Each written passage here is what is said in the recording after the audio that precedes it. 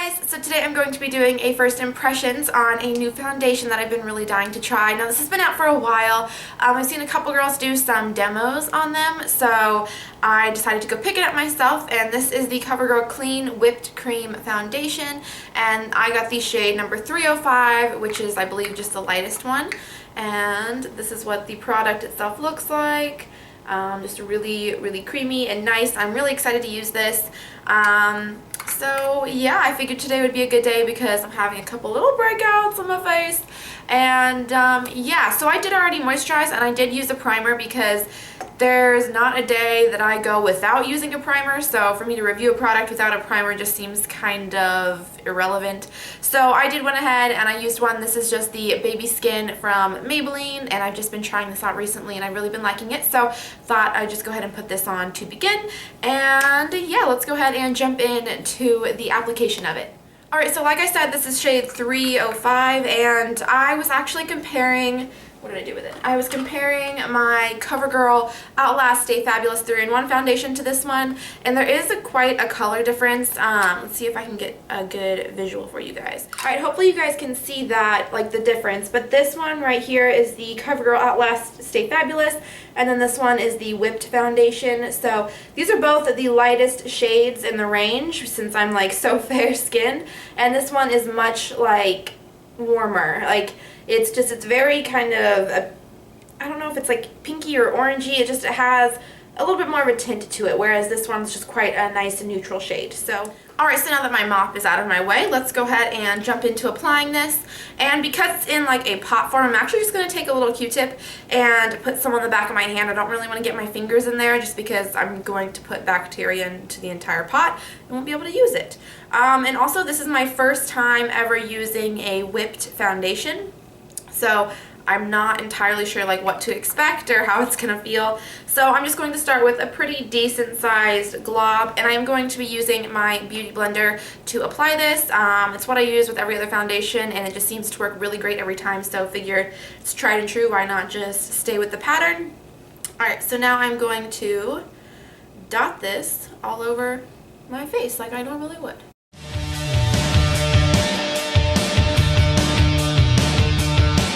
Feels quite thick, like thicker than my usual foundation, but that is because I am dotting it. But alright, so now I'm just going to use again my beauty blender to kind of stipple this out.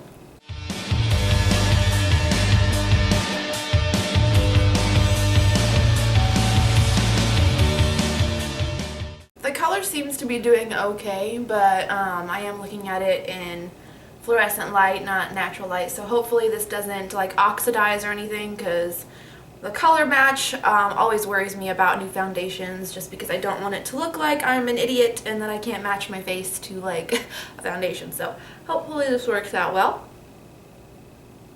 I do like the coverage though. It looks really nice. It covered up pretty much all of the redness and all of like the problem areas I have on this side. So far so good.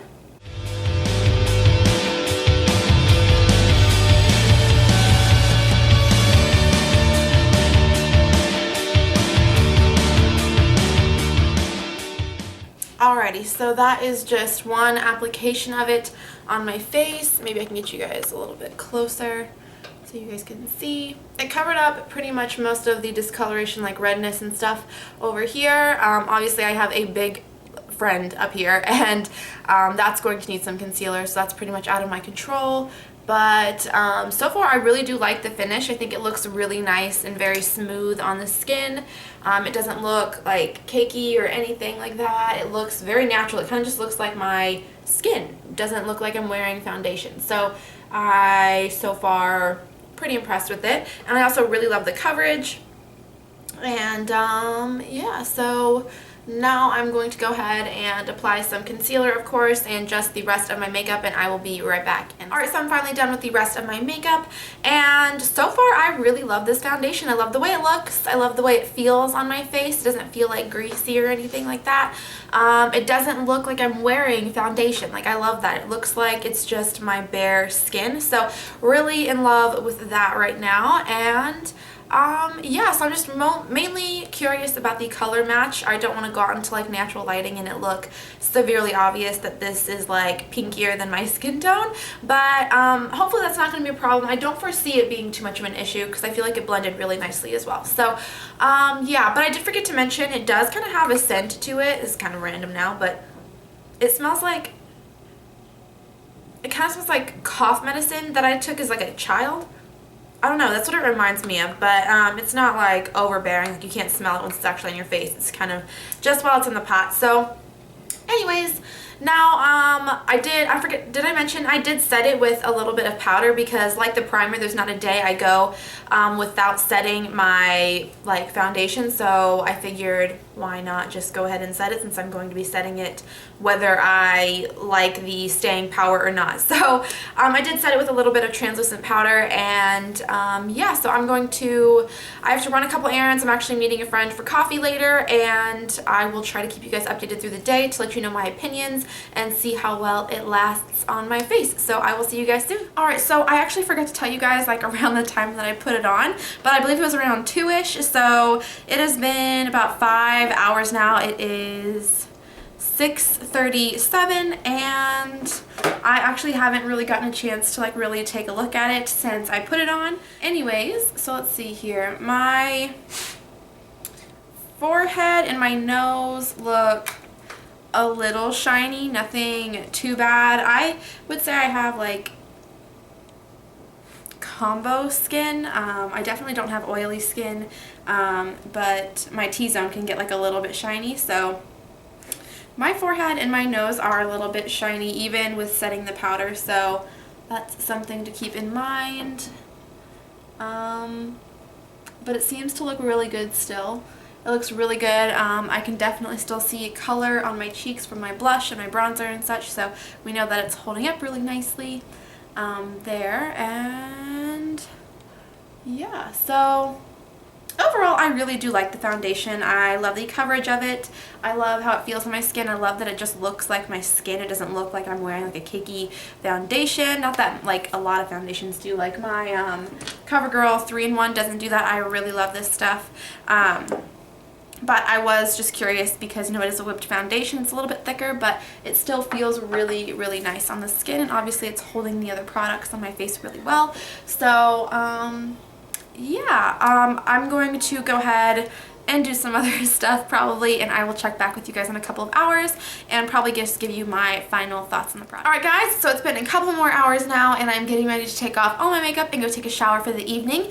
And yeah, so my final thoughts on this is I'm actually really impressed with the foundation. I am in love with the way it looks on my skin, and it held up pretty well. Mind you, I didn't do anything super like big today. I went out for coffee. I walked around Target and I walked around Michael's for a little bit, but like I didn't do anything that was really going to make me like sweat or anything. I am going to be wearing this to work for the next couple of days to really see how it holds up because it can get quite hot inside, especially running around all the time. And I'm there typically for around like 9 to 10 hours on a Sunday, so I will definitely be wearing this on Sunday to really see how long it's going to last on me. Now do mind, I probably look a little shiny right through here, obviously because I applied a highlight and I did apply a little bit on top of my brow bone, but I am a little bit shiny in the middle of my face as well as a little bit on my nose, but nothing too dramatic obviously. It's very doable and you can obviously just kind of powder that over if you'd like. It really doesn't bother me, it just kind of makes my skin look a little bit more dewy.